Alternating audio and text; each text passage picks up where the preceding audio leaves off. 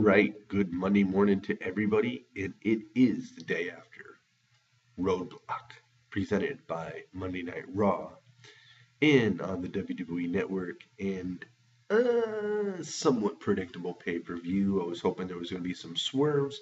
Some of the things that happened might have been called swerves.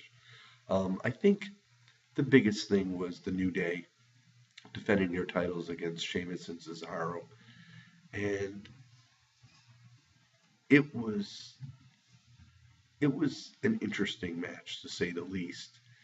Um, when it was all said and done, we now have new tag team champions.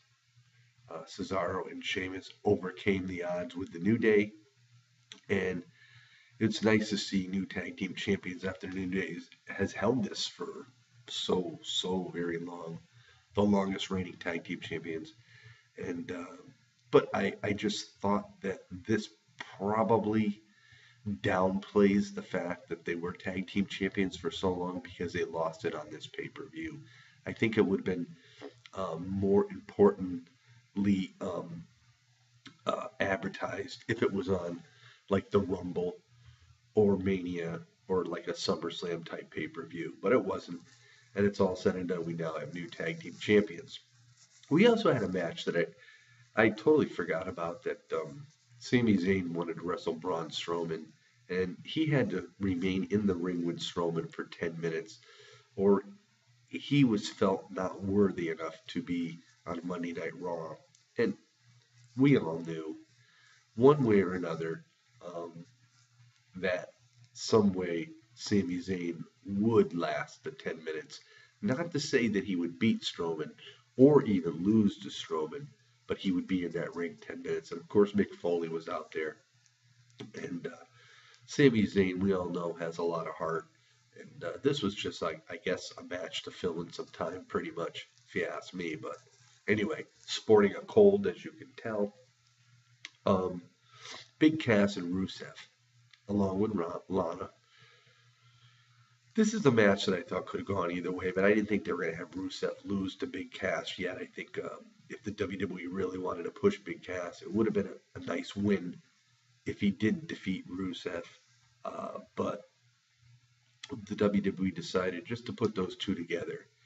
And with Lana's interference and distractions and whatnot, it just caused a little bit of chaos. And with Enzo coming out, and again, distractions amongst uh, Rusev and Lana caused Big Cass to, not get his dream win over Rusev. So, but it was a pretty good match overall. Give them both a lot of credit, to say the least. Seth Rollins and Chris Jericho, I was really surprised it was starting before the first hour was even over. Um, but then again, it's the WWE. And going into this match, it could have gone both ways. It all depended on which direction the WWE wanted to head into towards Mania season. And they chose the easy way out, the predictable way out. We all know Chris Jericho. He jobs to a lot of people. He's there to make things more interesting.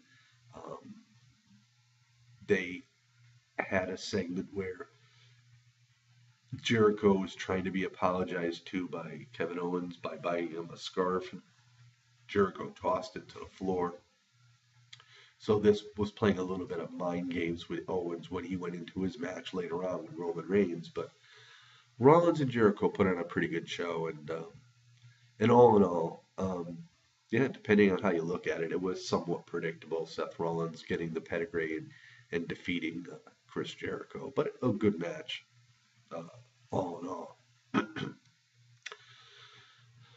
Women's Championship match: Sasha Banks, champion; Charlotte, challenger. 30-minute Iron Man match. I like watching these two wrestle because I think, as far as the females go right now in the WWE that are presently there, I think Charlotte and Sasha are the two best female wrestlers the WWE has. And with that being said, going into this, knowing somewhat of the future feuds coming up for Charlotte with Bayley, I said to myself, well, would a feud with Bayley and Charlotte be really that noticeable if there was no belt involved? So I had a funny feeling that Charlotte would end up defeating Sasha Banks in this Iron Man match, and it's the best number of pinfalls, and it came down to the point where Sasha was leading. I believe it was 2 pinfalls to 1, and there was like 2 seconds left where she could have retained her title, but with like 2 seconds on the clock, she ended up tapping out, and it went into a tie, and the clock ran out. The ref continued it in sudden death, and I knew from there what was going to happen. I knew Charlotte was going to get the victory, and it's a shame because it seems like when Sasha gets the belt, it's a very short-lived title reign. But the WWE has a lot of stock in Charlotte, and I think as well as with Sasha, but going into the feud with Bayley, Charlotte and Bayley, I think the WWE wanted the belt on Charlotte. So anyway, it is what it is.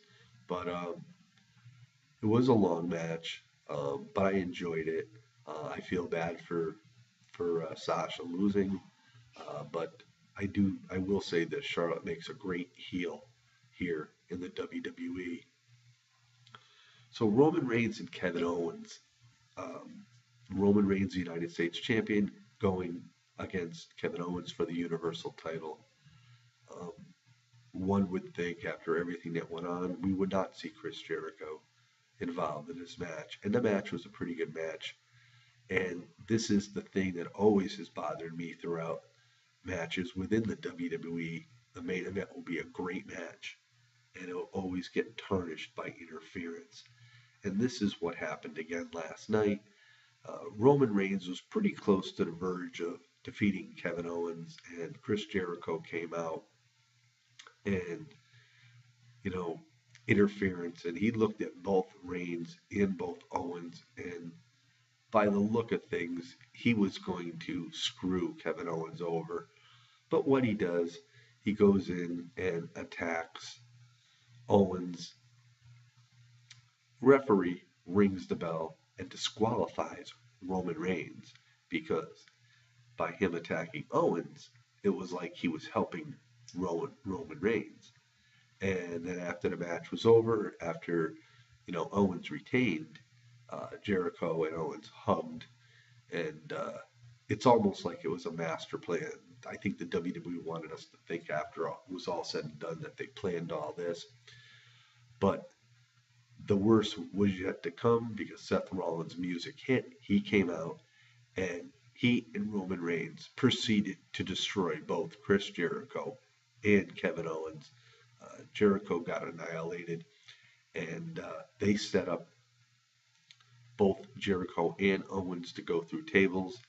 And of course, as it was just going off the air, you were going to see an embrace from Seth Rollins and Kevin Owens. I mean, Seth Rollins and Roman Reigns, which we did not get to see on air. So the fans at the show got to see it. So it was nice to see the two members of the Shield, back in unity, so to speak. So, yeah, the pay-per-view was somewhat predictable. Main events, it seems like there's always a tarnished outcome. But I did enjoy the show. I think it was fun to watch. We also did have a cruiserweight match with Perkins, Hendricks, and cruiserweight champion Rich Swann. Um, that was a pretty fun match to watch. I enjoyed that, and you know I used to like the cruiserweights back in the old WCW days, but the WWE seems to um, not give them the time that they actually really need. But Rich Swann did retain the cruiserweight title, and I did expect that as well. So all in all, again, a predictable but fun pay-per-view to watch, and I hope everybody else enjoyed it. And we'll see what happens on the Fallout show tonight on Monday Night Raw. it should be very, very interesting. And we just move on from there. So there you have it, my review of the Roadblock pay-per-view. We'll see y'all next time. This is the Iceman.